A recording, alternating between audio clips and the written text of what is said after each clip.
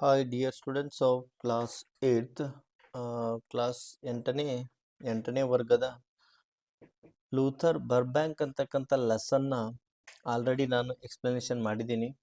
ಈ ಒಂದು ವಿಡಿಯೋ ಕ್ಲಾಸಲ್ಲಿ ನಾವು ಏನು ಮಾಡ್ತಾ ಹೋಗೋಣಪ್ಪ ಅಂತಂದ್ರೆ ಆ ಒಂದು ಲೂಥರ್ ಬರ್ಬ್ಯಾಂಕ್ ಲೆಸನ್ನ ಕ್ವಶನ್ಸ್ ಮತ್ತು ಆನ್ಸರ್ಸು ನೋಟ್ಸು ಸಮರಿಯನ್ನು ಈ ಒಂದು ವಿಡಿಯೋ ಕ್ಲಾಸಲ್ಲಿ ನಾವು ನೋಡ್ತಾ ಹೋಗೋಣ. 8ನೇ ತರಗತಿ ವಿದ್ಯಾರ್ಥಿಗಳಿಗೆ ಇದು ಬಹಳಷ್ಟು ಯೂಸ್ಫುಲ್ ಆಗುತ್ತೆ ಅಂತ ತಿಳ್ಕೊಂಡಿದ್ದೀನಿ. Okay, let's start the class for the question answer of the Luther Burbank lesson.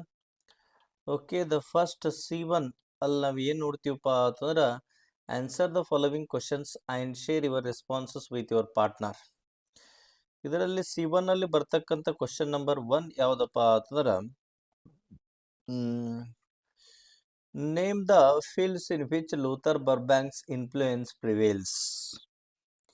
The answer of the question number 1 is Luther Burbank's influence prevails in the scientific community among the people who work in the fields of agriculture, horticulture, forestry and livestock. Okay. Then next continue with the question number 2. ಏನಿದೆ ನೋಡೋಣ್ರಿ. When was Luther Burbank born? ಯಾವಾಗ Luther Burbank ಅವರು ಹುಟ್ಟಿದ್ರು? ಉತ್ತರ Luther Burbank was born on 7th March 1849. Luther Burbank ಅವರು ಹುಟ್ಟಿದ್ದು 7ನೇ March 1849ರಲ್ಲಿ ಲೂಥರ್ ಬರ್ಬ್ಯಾಂಕ್ ಅವ್ರು ಏನಪ್ಪಾ ಅಂದ್ರೆ ಜನಿಸಿದ್ರು ಅನ್ನೋದನ್ನ ನಾವು ನೋಡ್ತೀವಿ. Then next come with question number 3. Question number 3 ಏನಿದೆ ರೀ, what was Luther Burbank's goal in life? Luther Burbank ಅವರ ಒಂದು ಗುರಿ ಏನಾಗಿತ್ತು ಅವ್ರ ಜೀವನದಲ್ಲಿ? The answer of the third question is Luther Burbank's goal in life was to grow and grafting new varieties of fruits and vegetables. Okay, ಇದು Luther Burbank ಅವರ ಗುರಿಯಾಗಿತ್ತು. Next ನಾವು ನೋಡ್ತಾ ಹೋದ್ರೆ ಕ್ವಶನ್ ನಂಬರ್ 4 ಏನಿದೆ ನೋಡ್ರಿ. Name the book that helped Burbank to decide on his goal of life. ಆ ಒಂದು ಬರ್ಬ್ಯಾಂಕ್ ಅವರ ಗುರಿಯನ್ನ ನಿರ್ಧಾರ ಮಾಡಲಿಕ್ಕೆ ಯಾವ ಬುಕ್ ಅವರಿಗೆ ಪ್ರೇರೇಪಣೆ ಆಯಿತು, ಸಹಾಯ ಆಯಿತು ಅಂತ ನೋಡ್ತಾ ಹೋದರೆ ಆನ್ಸರ್ ಏನಿದೆ ನೋಡ್ರಿ. The book that helped him to decide on his goal of life was Darwin's variation of animals and plants under domestication. ಈ ಒಂದು ಬುಕ್ ಅವರ ಗುರಿಯನ್ನ ಸೆಟ್ ಮಾಡಲಿಕ್ಕೆ ಕಾರಣವಾಯಿತು. ನೆಕ್ಸ್ಟ್ ಕ್ವಶನ್ ನಂಬರ್ 5 ಏನಿದೆ ನೋಡ್ರಿ. Mention the name of the new variety of potato grown by Burbank. The answer ನೋಡ್ರಿ, the name of the new variety of potato plant grown by him was Idaho potato. Okay, next now question number 6 ಅನ್ನ ನೋಡ್ತಾ ಹೋದ್ರೆ how was the weather in the state of California? ಕ್ಯಾಲಿಫೋರ್ನಿಯಾದಲ್ಲಿ ಯಾವ ರೀತಿ ವಾತಾವರಣ ಇತ್ತು? The weather in the state of California was mild and the soil was rich and varied. Next question number 7 ಅಲ್ಲಿ how many varieties of fruits did Burbank grow on an acre of his farm? An acre on his farm, Burbank grew several thousand different varieties of fruits. He grew 526 different types of apples on the same tree. Next question number 8 ಏನಿದೆ ನೋಡ್ರಿ. What is grafting? Grafting ಅಂದ್ರೆ ಏನು? The answer ನೋಡ್ರಿ. Grafting and bubbing are horticultural techniques used to join parts from two or more plants so that they appear to grow as a single plant. In grafting, the upper parts of one plant grows on the root system of another plant. Okay, ಇದು C1 questions ಅನ್ನ ನೋಡಿದೀವಿ. ನಾವು total ಆಗಿ ಎಷ್ಟು question ನೋಡಿದೇವ್ರಿ? 8 question ನೋಡಿದೀವಿ C1 ಅಲ್ಲಿ. ನಿಮ್ಗೆ ಇದು ಯೂಸ್ಫುಲ್, ನಿಮ್ಮ ಕ್ವಶನ್ ಆನ್ಸರ್ ಬರಲಿಕ್ಕೆ ನೋಟ್ಸನ್ನು ರೆಡಿ ಮಾಡಲಿಕ್ಕೆ ಬಹಳಷ್ಟು ಉಪಯುಕ್ತ ಆಗುತ್ತೆ ಅಂತ ಹೇಳ್ಕೊಂಡಿದ್ದೀನಿ. ನೆಕ್ಸ್ಟ್ ನಾವು C2 ಅಲ್ಲಿ ನೋಡ್ತಾ ಹೋದರೆ ಏನಿದೆ C2 ಅಲ್ಲಿ, which of the following things was Burbank able to because of his experimentation?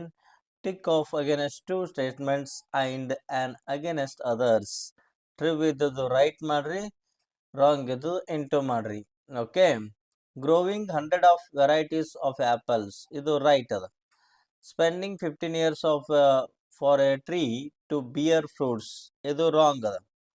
Making a young plant yield fruit in a year or two. It is also wrong. Growing about 526 varieties of apples in acre of is farm. ಇದು right ಅದ ರೀ. Okay, ಇಲ್ಲಿ miss ಆಗ್ಯದ. ಇದನ್ನ ಕೂಡ ಸರಿ ಅಂತ ಮಾಡ್ರಿ. ಯಾವುದು 4ನೇದ್ದು ಸರಿಯಾಗಿದೆ. Okay, then next come to the C3 ಅಲ್ಲಿ ಕ್ವಶನ್ ನಂಬರ್ 1 ನೋಡೋಣ್ರಿ. ಏನದ question number 1? How did Burbank's genius benefit the life of the common man? Answer ನೋಡ್ರಿ, ಮೊದಲನೇ ಪ್ರಶ್ನೆಗೆ a common man's day-to-day life has been greatly affected by Burbank's genius. He developed an improved cherry, a thornless blackberry, a thornless cactus now used as fodder for livestock, and a peach tree that can tolerate freezing temperature. He developed 73 new flowers including the Shasta daisy and a rose. Okay, next ನಾವು question number 2 ಅನ್ನ ನೋಡ್ತಾ ಹೋದ್ರೆ ಏನಿದೆ ರೀ ಎರಡನೇ question? Why did Burbank's move from the Massachusetts to California? ಈ ಎರಡನೇ ಪ್ರಶ್ನೆ ಉತ್ತರ ಏನಿದೆ ನೋಡ್ರಿ. Burbank realised that the climate of his native place was not suitable for his work. The weather in the state of California was mild. The soil was rich and varied. So he moved to Santa Rosa in California. Okay, next question number 3 ಏನಿದೆ ನೋಡ್ರಿ. What did Burbank call his new home? Why? He called his new home as the chosen spot because the climate and the soil were most suitable for his experiment as far as nature was concerned. ವಿದ್ಯಾರ್ಥಿಗಳೇ, ನಿಮ್ಗೆ ಬಹಳಷ್ಟು speed ಅನಿಸ್ತಾ ಇದ್ರಿ, ನೀವೇನ್ ಮಾಡ್ರಿ, pass ಮಾಡ್ರಿ, ನಿಮ್ಮ answers ಅನ್ನ ಬರ್ಕೊಳ್ರಿ ಅಥವಾ ಸ್ಕ್ರೀನ್ ಶಾಟ್ ಅನ್ನ ತೆಗೆದುಕೊಳ್ರಿ. Okay, next we will move to the question number 4 ಏನಿದೆ ನೋಡ್ರಿ. How did grafting help Burbank in his experimentation? Answer ಏನಿದೆ ನೋಡ್ರಿ 4ನೇ ಕ್ವಶನ್ಗೆ. He was able to grow several thousands of different varieties of fruits. His wonderful achievements were made possible by grafting many twigs on a single tree. In this manner, he was able to grow 526 different types of apples on the same tree. It was possible to save space to grow that the plants get fruits in just 2-3 years. Like this, the grafting helped Burbank in his experimentation. Next, question number 5 ಏನಿದೆ ನೋಡ್ರಿ. In what way did Burbank save space and speed up his experiments? 5ನೇ ಪ್ರಶ್ನೆಗೆ answer ನೋಡ್ರಿ ಏನದ. Burbank grafted many twigs on a single tree. In this manner, he was able to grow 526 different types of apples on the same tree. By this method, it was possible for him to save the space to speed up his experiments. ಇದು 5ನೇ ಪ್ರಶ್ನೆ ಉತ್ತರ. Next ನಾವು 6ನೇ ಪ್ರಶ್ನೆಯನ್ನ ನೋಡ್ತಾ ಹೋದ್ರೆ, what were Burbanks experiments on cherry, BlackBerry, cactus and ಸಸ್ತಾ daisy? Answer ನೋಡ್ರಿ 6ನೇ ಪ್ರಶ್ನೆಗೆ ಏನಿದೆ. Burbank conducted experiments on growing different varieties of cherry on A single tree. He caused desert cactus to grow 1,000 times faster. He developed an improved cherry, a thornless black cherry, a cactus without thorns. He developed 73 new flowers including the Shasta daisy and a rose. ಇದು 6ನೇ ಪ್ರಶ್ನೆಗೆ ಉತ್ತರ. Next ನಾವು 4ನೇ ಪ್ರಶ್ನೆಯನ್ನ ನಾವು ನೋಡ್ತಾ ಹೋದ್ರೆ, right A paragraph on each of the following. ಅಂದ್ರೆ ಪ್ಯಾರಾಗ್ರಾಫ್ ಅಲ್ಲಿ ನಿಮ್ಮ ಆನ್ಸರ್ ಅನ್ನ ಬರೆಯತಂದಾರ ಪ್ರತಿಯೊಂದು ಪ್ರಶ್ನೆಗೂ.